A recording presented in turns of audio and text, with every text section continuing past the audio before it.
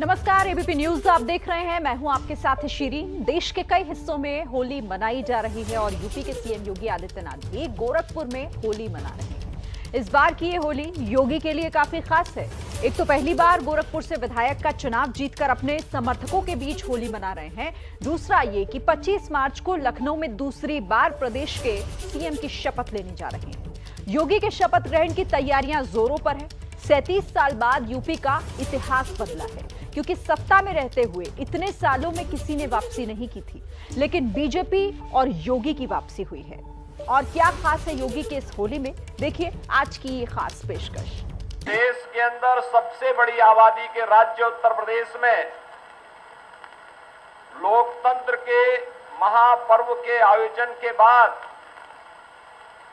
उत्तर प्रदेश की जनता जनार्दन ने आप सबके परिश्रम से जो परिणाम दिया है, उसी में होली का पर्व हम सबके सामने है, तो स्वाभाविक रूप से उत्साह और दुगना होता है। गरीब के घर तक उसका हक पहुंचाए बिना चैन से बैठने वाला इंसान नहीं। देश होली के रंगों में रंगा है, लेकिन बीजेपी की होली तो 10 मार्च से ही शुरू हो चुकी है। इस प्रचंड बहुमत के लिए उत्तर प्रदेश की जनता जनार्दन का हृदय से अभिनंदन, हृदय से आभार। जब यूपी की जीत का जश्न सीएम योगी आदित्यनाथ ने लखनऊ बीजेपी के दफ्तर में कुछ इस अंदाज में मनाया, और ये अंदाज हो भी क्यों ना, क्योंकि विरोधियों ने तो योगी को सीएम हाउस से मंदिर भेजने की तैयारी की थी। 100% अखिलेश जी ने जो कहा है, समाजवादी पार्टी की सरकार बनने जा रही है। 10 मार्च को देखिएगा 10 बजे आप ही लोग दिखाएंगे जो हम गाना बताते थे कि चल सन्यासी मंदिर। लेकिन ये सन्यासी अलग ही निकला, जिसने मठ से मुख्यमंत्री आवास तक सफर भी तय किया, और ना ही मठ छोड़ा और ना ही मुख्यमंत्री आवास। छोटा कद और फौलादी इरादे, योगी इसकी सबसे बड़ी मिसाल है। यूपी में पहले तो कोई सीएम अपना कार्यकाल तक पूरा नहीं कर पाता था। हालांकि 15 साल पहले यह परिपाटी बदली जरूर, लेकिन सीएम रिपीट नहीं हुआ था। योगी के करिश्मे ने इसे भी बदल दिया, यानी यूपी में फिर 5 साल, और यह मुमकिन हुआ योगी के फॉर्मूलों से। उत्तर प्रदेश के अंदर 15 करोड़ लोगों को डबल इंजन की सरकार थी, तो महीने में 2 बार फ्री में राशन की सुविधा उपलब्ध करवाने का कार्य भी किया गया। ये हमने उपकार नहीं किया, यह तो अपने दायित्व का निर्वहन किया, और दायित्व का निर्वहन करते हुए सरकार ने अपनी संवेदना और पीड़ित मानवता के प्रति व्यक्त करने का कार्य किया। योगी शासन में कोरोना काल में गरीबों को जो राशन दिया गया, उसका कमाल ईवीएम में दिखा। इसके साथ ही यूपी में डबल इंजन के शासन का फॉर्मूला भी हिट रहा। अपराधियों पर योगी सरकार की सख्ती भी वोटर को खींचने में कामयाब रही है, और अयोध्या में भगवान राम के मंदिर से लोगों के दिलों में जगह बनाने में मदद मिली। यूपी में मिली इस चुनावी जीत से एक बात पक्की हो गई, यूपी बीजेपी में अब योगी आदित्यनाथ का कोई विकल्प नहीं है। पार्टी के बाकी मुख्यमंत्रियों से वो काफी आगे निकल गए। विपक्ष के तमाम मुद्दों के बीच वो अपनी विचारधारा और हिंदुत्व के एजेंडे पर अड़े रहे। आपने समाजवादी पार्टी के नेताओं का बयान किसी अच्छे कार्य में सराहना करते हुए देखा है क्या कभी? वैसे समाजवादी पार्टी से अच्छे की उम्मीद की भी नहीं जा सकती। उनकी संवेदना किसानों के प्रति नहीं, नौजवानों के प्रति नहीं, बेटियों की सुरक्षा के प्रति नहीं, उनकी संवेदना तब होती है भाइयों बहनों, तब जागती है जब माफियाओं के ऊपर बुलडोजर चलता है, तब कहते हैं नहीं करना चाहिए। कांग्रेस ने अयोध्या में राम जन्मभूमि पर ताला लगा दिया था। समाजवादी पार्टी की सरकार के समय राम भक्तों पर गोलियां चली थी और सैकड़ों राम भक्त मारे गए थे, और बहुजन समाजवादी पार्टी क्या बोलती थी अयोध्या के बारे में, ये किसी से नहीं छुपा हुआ है। पूरी अयोध्या यानी पूरी दुनिया अयोध्या की तरफ देख रही है।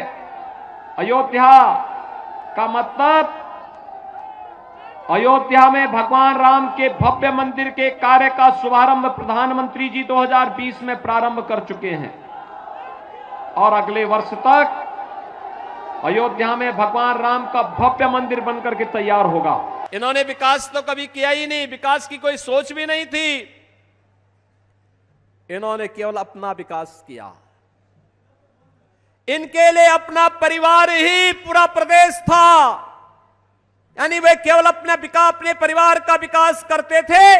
और जब प्रदेश की बात आती थी तो उनको हे दिशा देखते थे। पहले बिजली भी नहीं देते थे, सड़क भी नहीं बनाते थे, गुंडागिर्दी अलग से करते थे, क्रय केंद्र नहीं चलते थे, हर व्यक्ति तबाह था। और हमारे लिए प्रदेश की 25 करोड़ की जनता ही परिवार है। योगी ने इस जीत के साथ ही यह साबित भी कर दिया कि नेक नियत और मजबूत इरादों से चुनाव के उन सभी समीकरणों को बदला जा सकता है जिन्हें राजनीति के पंडित जीत का समीकरण बताते हैं। उन्होंने अपने काम से यूपी के हर भेद और मतभेद को ध्वस्त कर दिया। जब हम भ्रष्टाचार और बेईमानी से लड़ रहे थे, तब ये लोग भारतीय जनता पार्टी के खिलाफ साजिश रचने का कार्य कर रहे थे, सरकार के खिलाफ साजिश रचने का कार्य कर रहे थे। और आज जनता जनार्दन ने अपने जनादेश के माध्यम से उन सबको एक बार फिर से सबक सिखा करके उनकी बोलती बंद करने का काम किया है। 2014 और 2019 के लोकसभा चुनाव हो या फिर 2017 का विधानसभा चुनाव, बीजेपी मोदी के नाम पर लड़ी। लेकिन इस बार बीजेपी का कैंपेन आएंगे तो योगी ही और बुलडोजर बाबा टैगलाइन के साथ आगे बढ़ा, जिसने योगी आदित्यनाथ का कद बहुत ज्यादा बढ़ा दिया। विपक्ष के तमाम आरोपों के बावजूद उत्तर प्रदेश में बीजेपी की जीत ने दिखाया है कि लोगों ने मोदी के नाम पर भरोसा जताया और योगी के शासन से उन्हें दिक्कत नहीं थी। उत्तर प्रदेश विधानसभा के चुनाव में प्रधानमंत्री मोदी जी के नेतृत्व में आप सभी विजयी हुए हैं और आगे भी जब भी सार्थक और सात्विक भाव के साथ हम आगे बढ़ेंगे तो विजय श्री आपसे कोई छीन नहीं सकता, कोई छीन नहीं सकता। चुनाव प्रचार में मोदी और अमित शाह ने भी योगी के काम को जनता के सामने रखा। मुझे खुशी है कि आज योगी जी की सरकार बिना भेदभाव, कोई परिवारवाद नहीं, कोई जातिवाद नहीं, कोई क्षेत्रवाद नहीं, सबका साथ सबका विकास, इस मंत्र को लेकर के काम में जुटी है। मित्रों, अगर माफियाओं का राज फिर से लाए, सपा का राज फिर से लाए, तो फिर से एक बार एक कल कारखाने जाने वाले हैं। उत्तर प्रदेश के मुख्यमंत्री योगी आदित्यनाथ ने कानून और व्यवस्था का राज लाने का काम किया है। डकैती में 70% की कटौती, लूट में 69% की कटौती, हत्या में 29% की कटौती, अपहरण में 35% की कटौती और बलात्कार के अंदर 30% से ज्यादा कटौती करने का काम ये भारतीय जनता पार्टी की सरकार ने किया।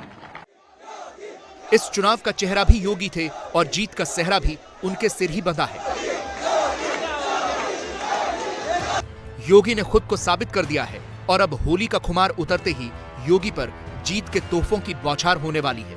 जैसा कि तय है कि होली के बाद लखनऊ में योगी आदित्यनाथ की शानदार ताजपोशी होगी, साथ ही ये भी संभावना है कि बीजेपी संसदीय दल में उन्हें शामिल किया जाए। जीत योगी के नाम की जरूर है, लेकिन जीत का सेहरा जनता ने पहनाया है। इसलिए अगर पार्टी योगी को गिफ्ट दे रही है तो योगी भी यूपी की जनता को रिटर्न गिफ्ट देने जा रहे हैं, जिसका रोड मैप तैयार हो चुका है और शपथ ग्रहण के बाद इसका ऐलान हो सकता है। साथ ही गन्ना किसानों को 14 दिन के अंदर भुगतान और भुगतान में देरी होने पर ब्याज देने का ऐलान किए जाने की रूपरेखा बनाई जा रही है। माना जा रहा है कि योगी सरकार शपथ लेते ही खाली पदों पर भर्तियों में तेजी लाने जा रही है और चुनावी मुद्दा बने आवारा पशुओं को लेकर योजनाबद्ध एक्शन शुरू हो जाएगा। हमें आम जनमानस के आकांक्षाओं के अनुरूप एक बार फिर से अपने आप को साबित करना होगा। हम सबका सौभाग्य है कि हम सबके पास दुनिया का सबसे यशस्वी नेता आदरणीय श्री नरेंद्र मोदी जी का नेतृत्व और मार्गदर्शन है। उनके मार्गदर्शन में, उनके नेतृत्व में उत्तर प्रदेश देश का नंबर 1 प्रदेश बनेगा। इस विश्वास के साथ हम सब एक बार फिर से 25 करोड़ जनता की सेवा के लिए अपनी अपनी भूमिका का निर्वहन करेंगे। योगी के पक्ष में उनकी उम्र है जो कि अभी राहुल गांधी से भी छोटे हैं। योगी का ये फैक्टर भविष्य की बहुत सी संभावनाओं के दरवाजे खोलता है। बिल्कुल, ये तो बहुत ही बड़ी एडवांटेज है कि उम्र उनकी तरफ है और फ्यूचर, जिस तरह उत्तर प्रदेश में उन्होंने इतिहास कायम किया है कि पहली बार कोई मुख्यमंत्री पूरा टर्म करने के बाद फिर से चुनाव जीत करके वापस मुख्यमंत्री बना है, वो तो एक रिकॉर्ड कायम कर रहा है और महत्वाकांक्षी भी हैं वो, तो इसलिए ये दरवाजे, बहुत लंबे दरवाजे खोल देता है। और इसमें कोई शक नहीं है कि उनके जो समर्थक हैं वो तो जब ये मुख्यमंत्री बनते थे तभी नारे लगाते थे कि आगे देश का प्रधानमंत्री कैसा हो तो योगी आदित्यनाथ जैसा हो। योगी की ये जीत अब बीजेपी के लिए 2024 की नींव भी है। लोकसभा चुनावों का रास्ता यूपी से होकर गुजरता है। पिछले लोकसभा चुनाव में बीजेपी ने यहां 80 में से 62 पर जीत दर्ज की थी। अब यूपी में बीजेपी फिर से अच्छे नंबरों से वापसी की उम्मीद कर रही है। सबसे बड़ी बात यह है कि कॉन्फिडेंस, आत्मविश्वास, इस आज की डेट में हम आप देख सकते हैं कि प्रधानमंत्री नरेंद्र मोदी का कॉन्फिडेंस जो है वो बहुत बढ़ गया है, क्योंकि यूपी पे बहुत कुछ निर्भर रहता है राष्ट्रीय चुनाव का रिजल्ट। और यूपी से क्योंकि 80 एमपीज जाते हैं लोकसभा में, तो वो तो माने रखता ही है भाई। एक बार उन्हें 71-72 मिले, फिर वो 62 पे आ गए, तो अब की उम्मीद कर रहे हैं वो कि और उनका जो काम जो सोच रहे हैं वो कि फिर से 70 पे ले जाएंगे। अगर वो उतना करने में अचीव करते हैं तो बाकी जगह राह आसान हो जाती है।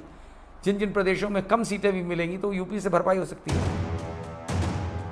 बीजेपी को योगी का चेहरा और 2024 की सारी संभावनाओं के दरवाजे इस होली ने खोले हैं, इसलिए वो शायद इस होली को कभी न भूले। और योगी आदित्यनाथ के लिए भी ये होली कम खास नहीं है।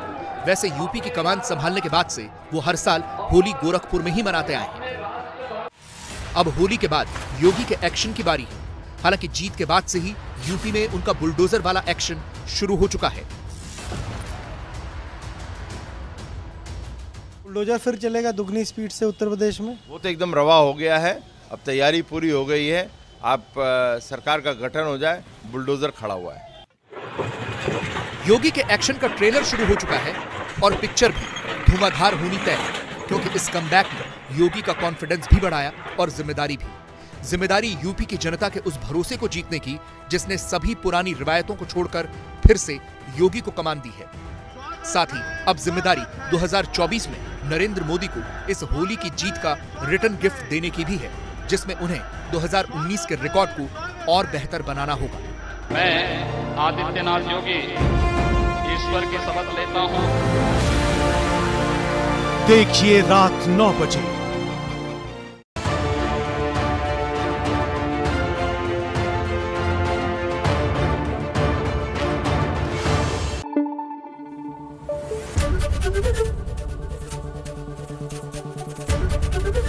एबीपी न्यूज आपको रखे आगे।